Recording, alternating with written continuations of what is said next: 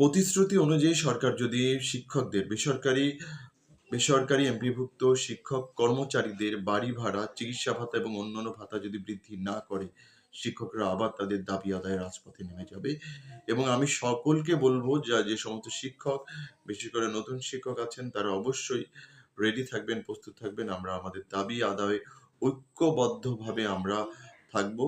কারণ আমরা আমাদের যেকোনো দাবি, আপনারা জানেন বিভিন্ন সরকার আমাদের বিভিন্ন প্রতিশ্রুতি দিয়েও আমাদের দাবি দেওয়ার বিষয়ে তারা একেবারে উদাসীনতা দেখাচ্ছেন। মানে ক্ষমতা যাওয়ার আগে তারা আমাদের অনেক প্রতিশ্রুতি দিয়েছেন, কিন্তু ক্ষমতা যাওয়ার পরে তারা সে বাস্তবায়ন করেননি। যার কারণে এখনো পর্যন্ত বেসরকারি শিক্ষকরা তারা মানবতার জীবন যাপন করছে। সবাইকে আমরা বলবো, আপনারা মানসিকভাবে প্রস্তুত থাকুন।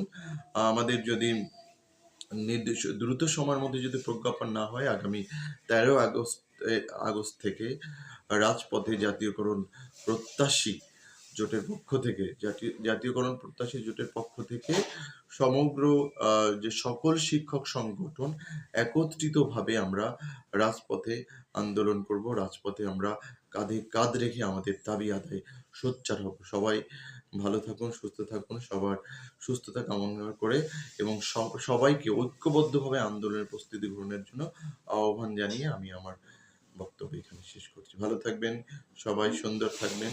ততক্ষণ পর্যন্ত খোদা হাফেজ। আসসালামু আলাইকুম।